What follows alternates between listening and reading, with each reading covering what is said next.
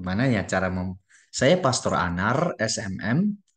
Sekiranya kalau SMM bukan hanya saya yang pertama, jadi sudah ada beberapa saya melihat saya sengaja tadi menanyakan siapa aja Pastor SMM rupanya sudah beberapa ya.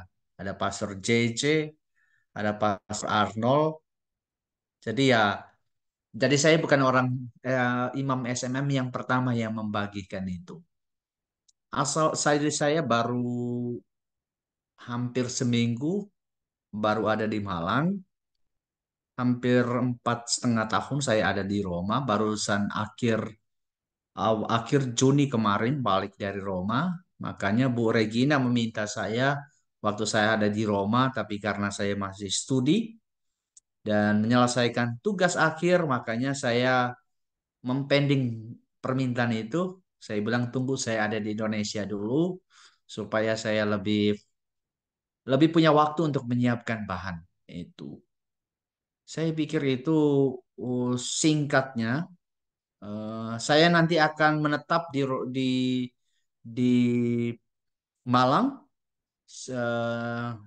bekerja atau bertugas sebagai para pembina frater di seminari tinggi untuk SMM di Malang.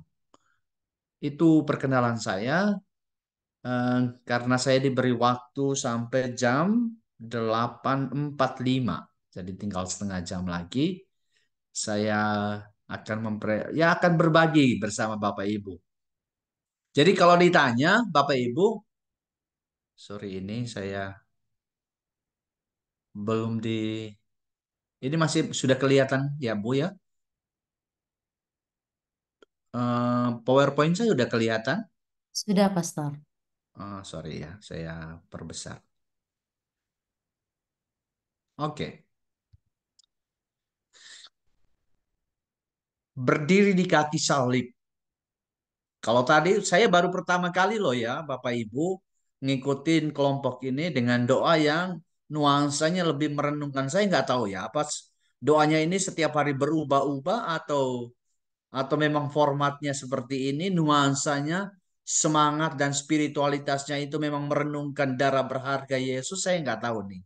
Jadi saya nggak, Bu Regina tidak memberikan gambaran yang gimana sih kelompok ini. Jadi saya belum belum paham. Jadi kok kayaknya ini bertepatan dengan doa malam ini. Ketika saya ikuti doa ini diulang-ulang darah berharga Yesus, darah berharga Yesus. Rupanya ini connect dengan Injil malam ini. Ya, jadi saya mohon maaf karena saya baru pertama kali mengikuti bentuk doa yang seperti ini. Jadi kok kayaknya saya eh, kok merasa ada hubungan yang sangat erat doa dengan Injil malam hari ini. Mari kita baca bersama teks doa yang ada di samping. Gak usah dilihat yang sebelah kanan ya, di sebelah kiri saya. Ini saya bacakan dari Yohanes bab 19 ayat 25 sampai 27. Dan dekat salib Yesus berdiri ibunya dan saudara ibunya, Maria istri Klopas dan Maria Magdalena. Ketika Yesus melihat ibunya dan murid yang dikasihnya di sampingnya, berkatalah ia kepada ibunya, "Ibu, inilah anakmu." Kemudian katanya kepada muridnya, "Inilah ibumu." Dan sejak saat itu, murid itu menerima dia di dalam rumahnya. Teks ini, Bapak Ibu, sangat singkat, cuma 3 ayat. Nah, mari kita lihat di kanan sebelah kanan. Kalau saya kan belajar kitab suci ya di Roma 4 tahun.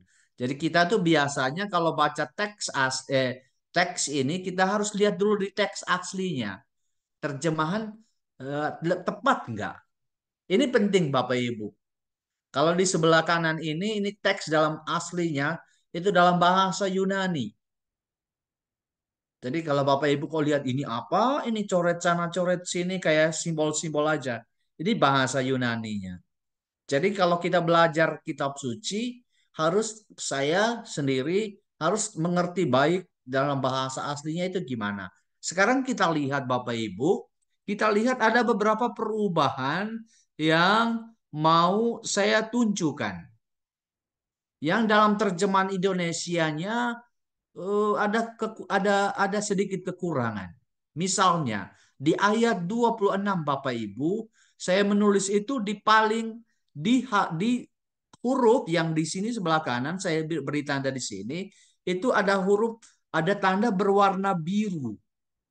Kalau Yesus mengatakan ini Bapak Ibu, di dalam terjemahan Indonesia dikatakan begini, berkatalah ia kepada ibunya, ibu, inilah anakmu.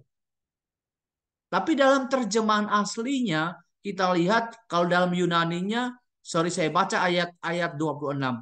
Yesus, idon, ten metera, dan seterusnya. Lalu dia katakan legei temetri. Artinya berkatalah ia kepada ibunya. Bukan ibu inilah anakmu, tapi wanita. Itu dalam bahasa, dalam terjemahan aslinya ini, itu yang saya tandai ini di sini ada warna biru muda, itu bacanya gune, bukan meter. Meter itu dalam bahasa Yunani ibu. Itu dikatakan memang Yohanes dalam tulisan Yohanes Demeter, Temeter, Emeter, Emeter dan seterusnya. Tapi ketika suara yang keluar dari Yesus bukan Emeter, tapi perempuan gune. Jadi wanita, ini anakmu. Jadi yang keluar, pembicaraan yang keluar dari Yesus di atas salib itu bukan menyebut Yesus sebagai ibu, bukan. Tapi wanita, ini anak. Nah ini menarik Bapak Ibu. Mari kita renungkan ini. Mari kita, tapi di ayat 27 ketika para Yesus berkata kepada muridnya, itu dia katakan begini, ini ibumu. Nah, ini menarik. Menarik Bapak Ibu, ketika dia katakan kepada muridnya, ini ibumu, ini menarik punya arti. Tapi kepada Maria dia katakan, wanita. Semua itu punya arti. Jadi ini Indonesia, ya bolehlah, tapi diterjemahkan ibu itu kehilangan arti aslinya. Bukan hanya sengaja Yesus katakan gune, itu punya arti yang sangat dalam.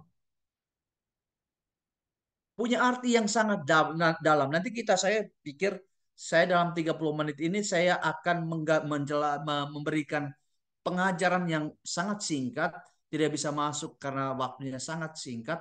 Nah, mari Bapak Ibu. Sebelum kita masuk ke teks yang 3 ayat tadi, mari kita lihat di dalam Injil Yohanes. Ini penting Bapak Ibu. Karena orang-orang Katolik itu aduh malas baca kitab suci. Jadi nggak tahu. Kalau ditanya sekarang, kalau saya di hadapan Bapak Ibu sekarang saya nggak ada nih. Karena di online saya nggak bisa berdialog dengan baik nih. Tapi kalau saya tanya, di dalam Injil Yohanes, Bapak Ibu, di dalam Injil Yohanes kisah tentang Maria ibu Yesus itu ada berapa teks? Pasti. Ini kalau dijawab siapa yang menyalahkan silakan menjawab. Silakan menyalahkan. Irfan mengatakan, iya pastor ada berapa? Ada ini, ada satu, ada dua, ada tiga. Ada di antara dari sekian banyak ini yang mau membuka mikrofonnya dan mengatakan ada berapa teks gitu? Ada yang mau? Enggak ya? Jadi ini lihat, mari. Di dalam Injil Yohanes, di dalam Injil Yohanes itu cuma punya 2 teks tentang Maria. Cuma 2 teks. Jadi Bapak Ibu saya minta, ya karena saya belajar kitab suci, mari kita orang Katolik mencintai kitab suci. Berdoa oke, tapi kita mesti dasar dari gereja Katolik, salah satu dasar utama itu adalah kitab suci. Mari kita baca kitab suci dan kita mencoba untuk mengakrabi kisah-kisah dalam kitab suci. Supaya karena kitab suci itu sabda yang hidup, yang langsung, dalam tanda kutip, yang langsung dari Tuhan. Jadi jangan melupakan dasar ini. Maka Bapak Ibu saya mau menunjukkan ini penting. Mari kita mulai terangsang ya, terpacu untuk membaca. Di dalam Injil Yohanes itu ada 2 teks tentang Maria. Yaitu di dalam Yohanes bab 2 ayat 1 itu tentang mujizat di Kana. Dan teks yang kedua itu adalah di bawah kaki salib. Silakan sekarang yang punya kitab suci dicek, coba dibuka dua teks ini lalu dibaca secara cepat. Apa sih kisahnya? Nah, kalau ini saya mengatakan penting. Kenapa kata wanita itu penting, Bapak Ibu? Kita lihat ini. Jadi di dalam ada hubungan yang sangat erat antara Yohanes 19 yang saya bacakan tadi dengan Injil Yohanes 12 peristiwa di Kana. Sangat erat hubungannya. Pertama, mari kita lihat. Saya nggak bisa menunjukkan Yohanes teks keseluruhan dari Yohanes 2, tapi saya menunjukkan ada kesamaan yang persis sama dalam khususnya berbicara tentang Maria. Pertama, yaitu sebutan Maria itu ada dua. Baik di dalam Injil Yohanes bab 2 maupun di ayat 19. Yaitu wanita dan ibu. Dan itu persis Bapak Ibu. Persis kata wanita itu keluar dari mulut Yesus. Itu juga ditemukan di dalam Injil Yohanes bab 2. Makanya Indonesia hati-hati menerjemahkan ibu. Kalau ibu itu kehilangan maknanya karena di dalam Injil Yohanes bab 2 ya sabda sapaan Yesus kepada Maria di peristiwa di Kana bukan ibu juga, tapi menggunakan kata dalam bahasa Yunani gune wanita. Jadi ini penting. Jadi Indonesia agak keliru menerjemahkannya. Ya, jadi ada dua sebutan wanita. Nah, ini menarik. Di dalam dua teks itu, Bapak Ibu, nama Maria tidak pernah disebut. Hanya disebut wanita dan ibu. Jadi nama Maria secara langsung tidak disebut. Itu juga punya kandungan arti yang sangat dalam. Nanti kita akan lihat. Makanya saya bilang 30 menit ini saya kayaknya agak kurang ya. Ada banyak arti. Kenapa Yohanes itu kaya akan simbol. Kaya akan simbol. Makanya Bapak Ibu bukan hanya nama Maria yang tidak disebut Bapak Ibu. Nama Maria yang disebut wanita dan ibu. Yohanes pun sama. Di dalam Injil Yohanes keempat, nama Yohanes juga tidak pernah disebut. Kalau kita buka, cari di keseluruhan Injil Yohanes, nama Yohanes tidak pernah disebut yang disebut muridnya, tapi hanya disebut murid yang dikasihi. Ini penasaran ini Bapak Ibu coba baca Injil Yohanes, coba temukan pernah nggak disebut ya Yohanes Rasul, nggak pernah disebut Yohanes nama Yohanes. Tapi yang disebut cuma murid yang dikasih. Coba kita buka misalnya peristiwa kebangkitan di Yohanes 21. Itu hanya cuma dikatakan murid yang dikasihi. Murid yang dikasihi. Jadi Yohanes itu bermain dengan sangat indah dan dalam itu sebutan-sebutan nama. Sebutan misalnya khususnya nama Yohanes sendiri dan nama Maria. Tidak disebut sama sekali. Tapi hanya disebut wanita dan ibu. Sedangkan Yohanes itu disebut murid yang dikasihi. Jadi Bapak Ibu kalau punya nama itu menarik Bapak Ibu. Itu namanya dalam bahasa saya nggak tahu secara Indonesia disebut itu anonimitas nama. Nama yang dianonimkan. Wah, ini menarik Bapak Ibu. Untuk kita itu yang sekarang ini ada di sini saya melihat tadi ada 100 awal mula, ada 89, ada dari seluruh Indonesia. Saya lihat ada ibu siapa tadi? Katarina dari Pontianak atau ada sebutan dari sambil mengikuti doa saya lihat ada dari Aceh, ada dari mana. Kita hanya cuma terhubung dengan satu, bahwa orang Katolik itu harus dalam tanda kutip itu menghayati anonimitas nama. Nama yang dianonimkan. Jadi kalau kita berbuat sesuatu, jangan mencari nama kita. Oh, pastor kalau sudah mulai bangun gereja, pastor saya sumbang ini. Atau kemudian kalau mau nyumbang, sudah langsung antar ke gereja dan wartakan, ini saya sudah melakukan ini, saya sudah ini. Wah ini repot biasanya. Begitu orang berlomba-lomba, untuk menyumbang supaya tapi tidak pernah seperti spiritualitasnya. Ini lihat Bapak Ibu, Maria, murid yang dikasih, mereka tidak pernah disebut namanya, hanya menggunakan simbol. Maka Bapak Ibu ya, ini kita belajar langsung. Hal pertama yang kita belajar dalam hidup berkeluarga ketika kita punya sesuatu, kita tidak mencari nama. Tapi kita mengharumkan nama kita dengan menganonimkan nama. Seperti Maria, seperti Yohanes, murid yang dikasihi. Jadi ini ada kesamaan yang sangat erat. Oke, sekarang kita lihat wanita dan ibu. Itu sebutan pada Maria ada kesamaan di dua kisah itu. Sorry, silakan dibaca secara cepat. Itu ada kesamaan misalnya di peristiwa di Kana dengan peristiwa di bawah salib. Kita tinggal punya cuma waktu 15 menit. Ini saya tunjukkan. Kata gune yang ada di dalam Yohanes 2 ayat 4 itu persis sama di 19 ayat 27. Ini saya tandakan tanda merah ini. Ini lihat, kata ini sapaan yang keluar dari mulut Yesus bukan juga meter. Atau dalam bahasa Inggris mother. Atau dalam bahasa Indonesia ibu. Tapi gune, wanita. Jadi ada kesamaan yang sangat erat. Makanya itu. Nah, oke. Sekarang selain itu, saya kutip lagi ada kesamaan misalnya ini di hubungan yang sangat erat. Bapak Ibu lihat, saatku belum tiba di Yohanes 2 ayat 4. Saatku belum tiba, itu punya makna. Saya nggak bisa jelasin begitu dalam setiap kalimat. Kalau kita belajar kitab suci, tafsir murni, setiap kata itu punya artinya. Tapi saya hanya cuma membuat koneksi mengkaitkan dengan tema kita pada malam hari ini yaitu figur ibu. Ini ibumu yang berdiri di kaki salib. Saatku belum tiba itu di Kana. Nah, ketika kemudian di Yohanes 17, ketika Yesus mau masuk ke dalam peristiwa mau disalibkan yang disebut tadi darah berharga, darah Yesus berharga, itu Yohanes mengatakan ketika Yesus berdoa kepada Bapaknya, telah tiba saatnya.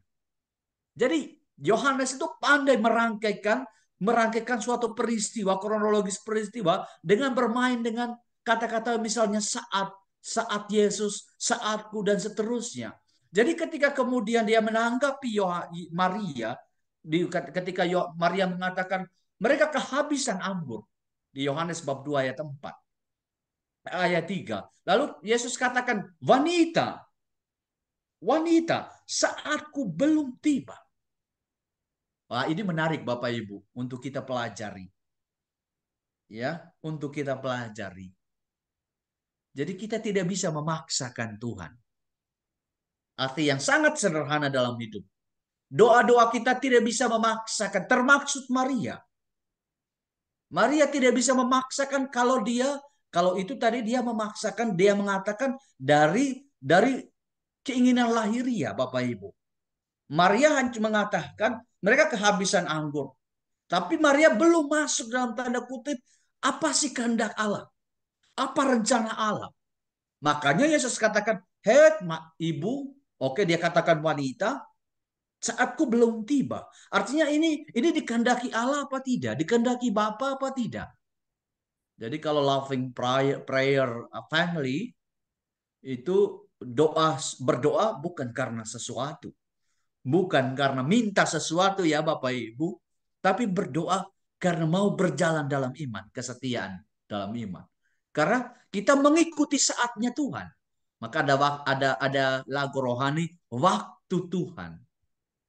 Ya, karena kita dalam hidup itu mengikuti waktunya Tuhan. Nah, ini konteks ketika Maria sama, tapi tidak berarti Bapak Ibu ini menarik sekali untuk kita renungkan. Ketika Yesus katakan saatnya belum tiba, tapi pada ending akhirnya, pada kelanjutan reaksi Yesus, kemudian soal Maria, Yesus memenuhi keinginan Maria, permintaan Maria, pemberitahuan Maria. Ini menarik untuk kita Bapak Ibu. Menarik. Karena apa?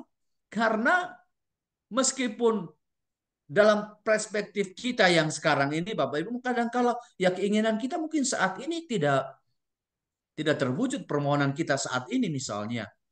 Intensi kita pada saat ini tidak terwujud. Tapi kalau kita serahkan kepada Maria, kita percaya. Kita percaya seperti Yesus ini bisa terjadi. Makanya di dalam Lukas bab 1 ayat 26, Spirit Maria adalah yang diyakinkan oleh malaikat Gabriel, segala sesuatu tidak ada yang mustahil bagi Allah. Kalau kita melalui Maria dan malaikat Gabriel meyakinkan itu kepada Maria, segala sesuatu tidak ada yang mustahil bagi Allah. Lihat ini terbukti di dalam peristiwa di Kana.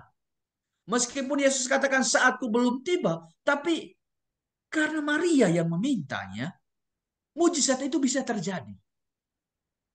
Nah, ini menarik. Mari saya kalau ngomong cuma satu slide ini, oke. Sekarang kita lihat ini kesamaannya. Di dalam dua teks itu, Bapak Ibu, silakan nanti dibacakan ya. Dua teks Yohanes ini, hanya cuma dua teks di dalamnya. Ada kesatuan dari dua teks ini. Pertama ada sebutan ibu dan wanita. Juga ada kesamaan figur yang lain. Di dalam teks 19 itu ada para murid. Sedangkan di teks yang lain, itu di teks yang berikutnya di kaki salib, murid yang dikasih. Ada kesamaan. Yang ini grupnya besar, yang di teks itu, di teks yang akhir, di bawah salib, murid yang dikasih saja. Tapi punya simbol itu. Yang kedua ada saatnya, ada kata saatnya. Sudah tiba. Kalau saat yang ini Yesus katakan belum tiba, di salib, Yesus katakan ketika mau masuk ke dalam misteri salib, Yesus dengan dari keluar dari mulutnya, dia katakan, sekarang Bapa saatnya sudah tiba.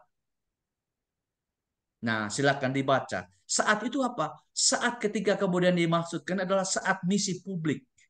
Jadi ini peristiwa di Kana ini terjadi dibuat sore ini saya waktunya sangat singkat ya. Tinggal 7 menit. Jadi saya Tidak apa, menyingkatkan ini. Pastor. Bisa sampai pukul 9, Pastor. Oh ya, Ya, karena silakan. saya sorry ya, eh, cukup setia dengan waktu. Jadi saya selalu harus melihat waktu ini. Oke. Jadi kalau kita ngikuti dua teks ini saja, kalau kita baca sungguh-sungguh, kalau kita yang belajar kitab suci baca, itu semacam ada bingkai. Jadi sebelum Yesus itu tampil di hadapan publik, mengajar, menyembuhkan, mewartakan, itu dibukanya dengan peristiwa di Kana. Bapak Ibu. Jadi menarik. Ini mau dihadirkan, mau menonjolkan figur Maria nih. Jadi membuka misi publiknya itu di peristiwa di Kana. Dan dimulai dengan peristiwa permintaan pemberitahuan Maria kepada Yesus. Mereka kehabisan anggur. Dan dikatakan oleh Yohanes, itulah tanda pertama. Bukan hanya tanda mujizat, tapi dia itu peristiwa ini membuka keseluruhan misi. Bagaimana Yesus kemudian menyembuhkan, mengadakan mujizat, mewartakan dan seterusnya. Di akhir di bab 19 itu ketika Yesus katakan ini ibumu, itu dia mau menutup seluruh. Makanya setelah 19 ayat 27 kalau dibuka terus ayat 31 itu Yesus katakan sudah selesai. Kalau diikuti benar-benar teks itu, kita lihat kalau buka di itu di ayat 30 atau 31 dikatakan Yesus katakan sudah selesai. Jadi ini menarik Bapak Ibu. Jadi dia membuka melalui Maria, di situ ada para murid, dia menutup misinya, ya, dia menutup misinya melalui Maria dan di situ ada murid yang dikasih. Wah, ini punya tafsiran yang sangat dalam. Tapi saya nggak mau masuk ke situ nanti akan menghabiskan banyak waktu. Tapi saya mau menunjukkan ini di dalam Injil Yohanes ada dua kisah, ada bingkai. Kisah dua Yohanes 2 dengan Yohanes 19 itu semacam bingkai. Bingkai dari membuka misi Yesus dan menutup. Makanya permainan kata-kata itu menarik. ada kesamaannya. Jadi bukan hanya cuma bingkai, tapi figur aktor-aktor yang bermain di bingkai itu ada kesamaan yang seperti saya katakan. Ada Maria dengan sebutan yang sama, ibu dan wanita. Ada para murid, singkatnya ada kata murid. Ada para murid dan ada murid yang dikasihi. Saya cuma mau menunjukkan satu arti aja untuk kita. Gereja yang diwakilkan oleh para murid tidak dapat dipisahkan dengan Maria. Itulah indahnya gereja Katolik. Itu refleksi yang sangat dalam untuk kita. Maka berbahagialah orang yang mencintai Maria. Berdasarkan Injil Yohanes. Jadi para murid bisa kita artikan, salah satu artinya itu gereja. Dan tidak bisa dipisahkan dengan Maria. Makanya ketika kemudian salah satu arti yang sangat dalam, ini ibumu. Wah, ini punya banyak arti. Untuk kita gereja ini loh. Kita punya ibu. Jangan langsung pergi ke Yesus. Yesus sudah katakan, silakan pergi. Ini ibumu. Pergi pertamalah ke ibumu. Makanya di kisah kisah para rasul bab 12, sorry, itu kisah bagaimana itu mereka tinggal di Senakel bersama ibu dan para muridnya. Itu mengatakan kesatuan antara gereja dengan Maria. Maka itulah indahnya gereja Katolik. Kenapa begitu menghormati Maria? Karena punya dasar biblis. Meskipun Maria dalam kitab suci itu sangat sedikit berbicara. Tapi gaung dan maknanya itu karena Maria apa? Karena itu di dalam Maria dalam, oh ini menarik Bapak Ibu. Ini menarik. Para bapak gereja atau kemudian para ahli gereja, ahli dalam gereja mengatakan, kenapa Maria begitu tersembunyi, begitu begitu sedikit berbicara? Karena Maria memilih, memintanya bahkan untuk tidak mewartakan, mau melebihi kisah tentang Yesus. Itu mau menunjukkan kerendahan hati Maria. Saya katakan anonimitas nama dari Maria itu mau menunjukkan kerendahan hati. Makanya kisah-kisah tentang Maria direfleksikan oleh para bapak gereja, oleh mengatakan Maria memohonnya sendiri supaya kisah Yesus lebih ditonjolkan. Supaya Maria tidak sama. Tapi kalau berbicara tentang Maria tidak pernah de Mariam dalam bahasa Latinnya, de Mariam non quam satis. Berbicara tentang Maria tidak pernah selesai. Oke.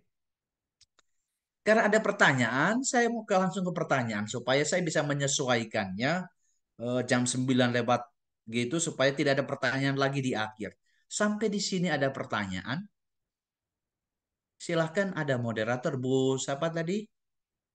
Supaya saya bisa menyesuaikan. Ini kita jalannya merenungkan perlahan-lahan supaya saya menanggapi dari pertanyaan itu jauh lebih lebih menarik.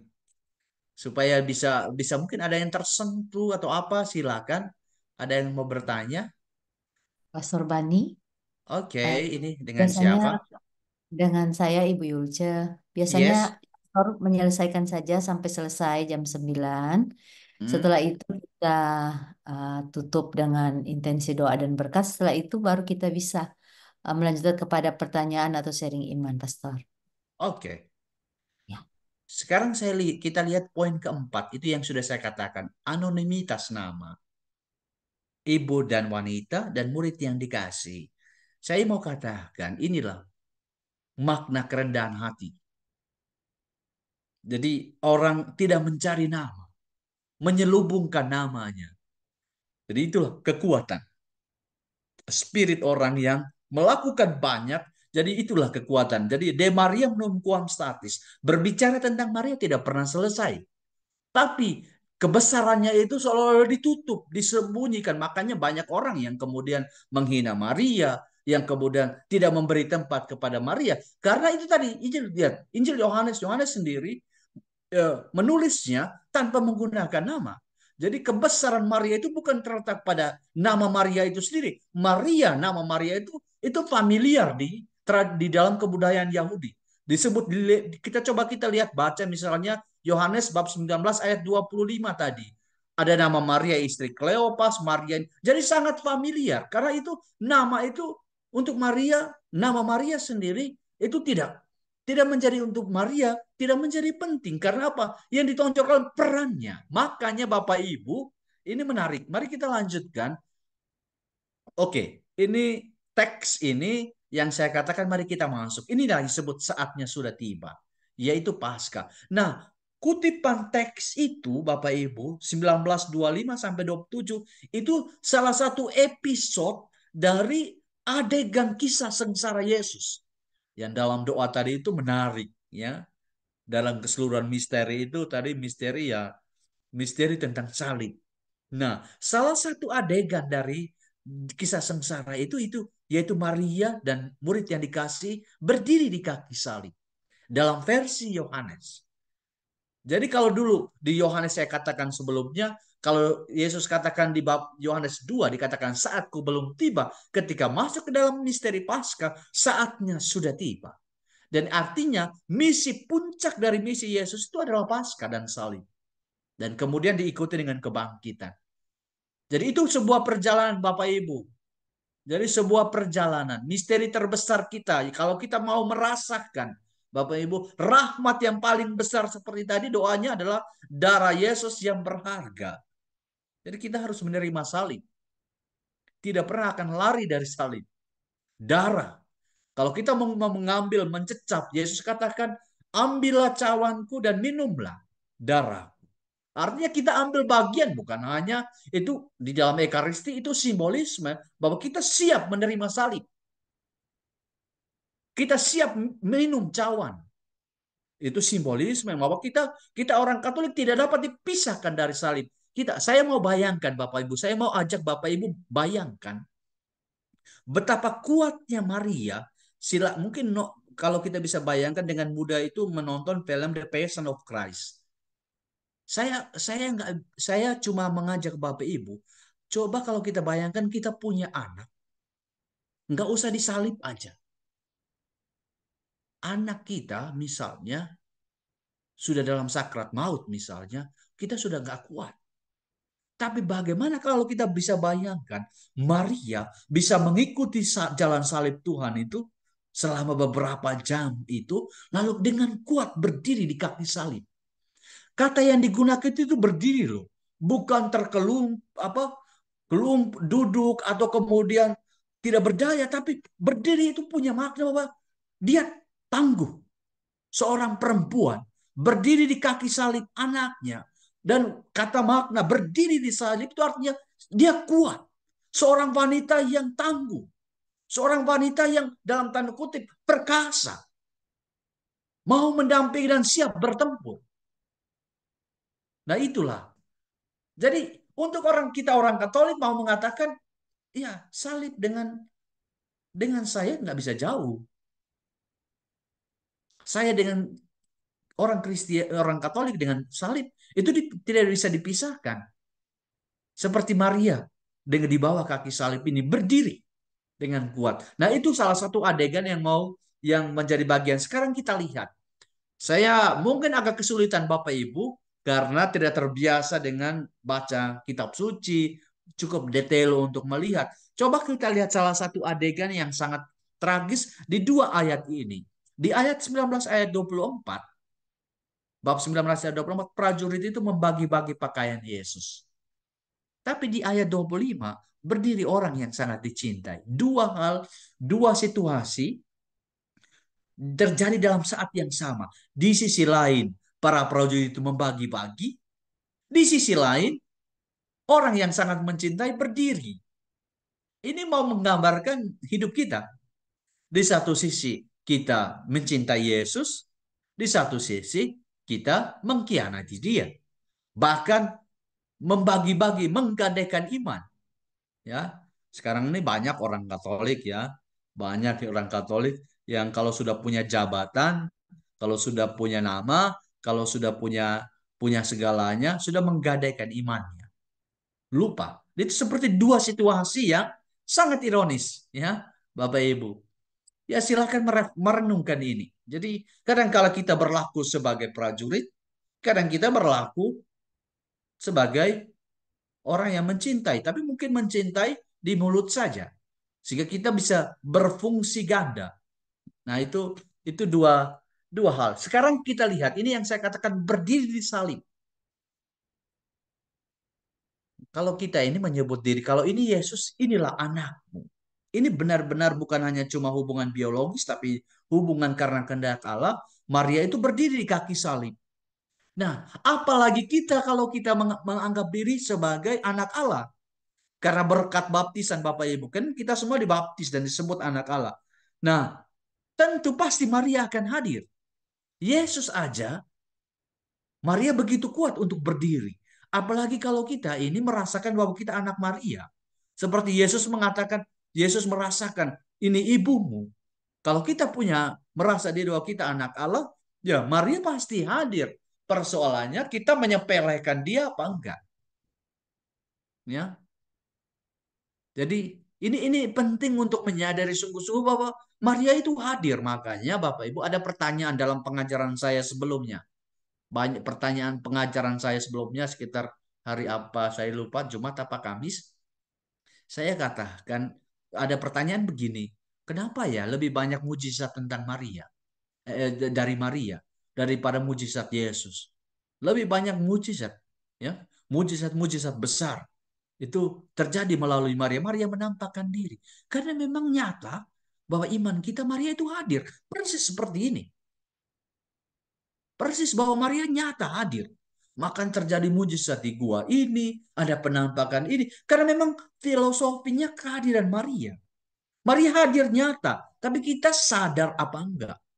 Bahwa kita seperti Yesus di kaki salib, ini ibu. Jadi Maria ketika diserahkan kepada Yohanes, ini ibumu, peran Maria tidak akan pernah berakhir.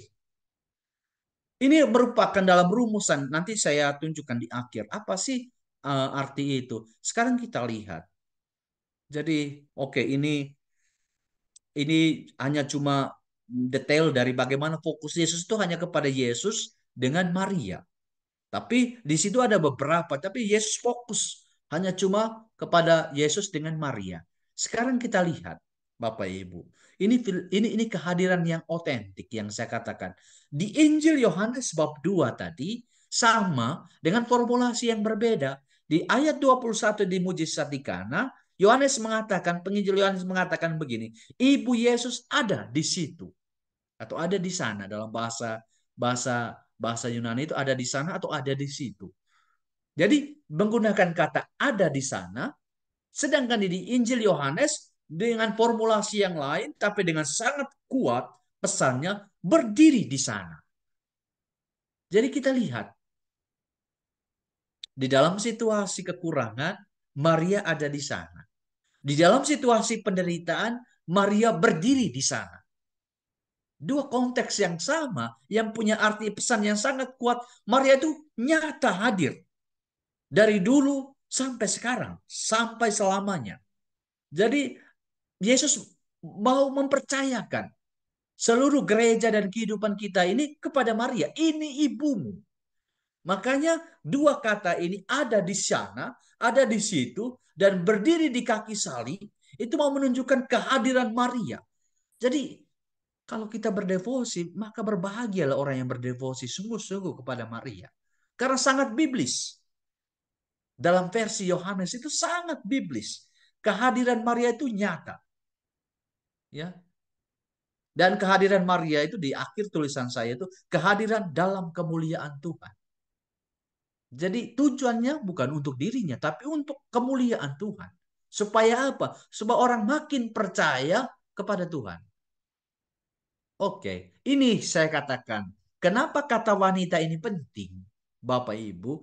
Karena kata wanita, kalau dihubungkan dengan misalnya Kejadian bab 3 ayat 15, dengan kata wanita dalam seluruh Injil Yohanes, itu mau menunjukkan perannya, Bapak Ibu. Kata Gune tadi, jadi kalau ibu oke, ibu familiar untuk Yesus. Tapi ketika Yesus katakan Gune, itu mau menunjukkan perempuan ini punya peran apa. Itu kata Gunai. Jadi itu kata wanita itu mau menunjukkan dia punya peran apa. Peran Yesus, peran Maria sangat sangat penting. Ketika dia katakan wanita ini anakmu, artinya kamu harus dia mau katakan ketika dikatakan kepada Yohanes ini ibumu, peranmu adalah sebagai ibu, maka mengayomi semua anak-anak. Maka gereja dengan Maria tidak pernah dipisahkan. Ya, kalau kita lihat di gereja-gereja besar, di mana saja gereja selalu ada Bunda, patung Bunda Maria entah di kiri entah di kanan. Ya, selalu kalau menemukan di gereja-gereja, di paroki-paroki, selalu orang menempatkan karena memang itu kesatuan Maria itu menyatu secara kuat, secara itu di dalam gereja. Karena memang ini ibumu. Jadi Maria berperan sebagai ibu. Jadi wanita itu mau menegaskan peran yang dimainkan oleh Maria. Ya, sekarang kita lihat ini anakmu. Ini bukan hanya ini punya arti yang sangat rohani. Yaitu ini mandat kita sebagai itu. Jadi kita semua diserahkan ke dalam tangan Maria. Kita punya ibu. Yesus mau katakan, jangan takut. Kalian semua punya ibu. Semua kita memiliki ibu. Dan murid yang paling dikasih dipercayakan. Ya, jadi bukan hanya itu satu tapi mewakili keseluruhan. Jadi orang yang merasa dicintai seperti murid yang dikasih, Bapak Ibu ini penting. Murid yang dikasih itu anonim namanya, itu mau menunjukkan soal relasi. Bahwa murid yang dikasih itu Bapak murid yang paling dikasih Tuhan. Nah, kalau kita Bapak Ibu, ya, kalau merasa sangat dicintai Tuhan, kita pasti akan langsung menyadari kita punya ibu, kita memiliki ibu. Oke, saya pikir lagi 3 menit untuk jam 9. Sekarang kita lihat ini. Kenapa tadi sebut kata Maria, kata wanita? Karena kata wanita itu dalam perjanjian lama yang ditulis dalam bahasa Ibrani, itu juga Hawa itu disebut wanita. Itu kenapa kemudian Yohanes, makanya saya katakan, jangan sampai kita menghilangkan kata wanita itu. Karena itu, kata itu dipakai juga dalam peristiwa kejatuhan Hawa dalam dosa. Yang wanita dulu mendatangkan dosa, ini yang mau katakan kata Gune tadi. Oke, nanti di dalam setelah Hawa itu melakukan jatuh dalam dosa, Yahweh katakan atau Allah katakan kepada Hawa, akan ada seorang wanita. Nah, ini penting. Nah, ini kata ini akan lahir seorang wanita yang akan melahirkan keturunan yang tidak akan pernah tunduk kepada setan. Kata wanita ini. Maka ketika kemudian siapakah wanita itu? Yesus keluar dari mulut Yesus itu menyebut wanita. Jadi jawabannya jelas. Kalau dulu Yesus Allah katakan akan lahir seorang wanita, Yesus keluar dari mulut Yesus, wanita itu mau mengatakan ini loh wanita. Ini wanita yang dulu yang dijanjikan oleh Tuhan bahwa wanita yang ini Hawa lama ini takluk kepada setan. Nah, wanita yang sekarang ini yang keluar langsung dari mulut Yesus, ini wanita yang menyelamatkan. Atau bahasa yang saya tulis itu, wanita yang lama menimbulkan kematian karena dosa, wanita yang baru ini yang kata itu dikeluarkan langsung dari Yesus dari atas salib itu menimbulkan kehidupan dan keselamatan. Maka mari kita melihat ini. Ini ibumu. Jadi rumusan Yesus ini ibumu, ini anakmu, ini pemakluman. Mau mengatakan mari kita terima Maria sebagai ibu. Karena itu diomongkan bukan dalam situasi yang santai. Ini dalam situasi penting loh. Yang kita katakan Yesus sudah berdarah-darah, sudah sakit-sakitan menderita di atas salib. Dia memaklumkan wasiat penting. Jadi kalau orang meninggal itu biasanya menunggu wasiat. Nah ini salah satu wasiat Yesus yang sangat penting untuk kita. Ini ibumu, ini anakmu. Jadi ini pemakluman, rumusan pemakluman. Mari kita pergi kepada Maria. Karena kita punya ibu. Sebagaimana Yesus menjadikan Maria sebagai ibunya. Entah sebagai dalam relasi biologis, tapi juga yang paling penting dalam relasi keselamatan untuk pengampunan dosa kita. Makanya saya melihat indah sekali doa tadi. Selain Bapa kami, semua diikuti dengan Salam Maria. Salam Maria itu sebuah kesatuan. Bahwa Yesus dengan Maria, doa yang diajarkan Yesus Bapa kami, dan doa Salam Maria, itu mau menunjukkan relasi Yesus itu tidak dapat dipisahkan. Yesus dengan Maria tidak dapat dipisahkan tepat jam 9. Terima kasih, mudah-mudahan berkesan untuk kita. Selamat malam.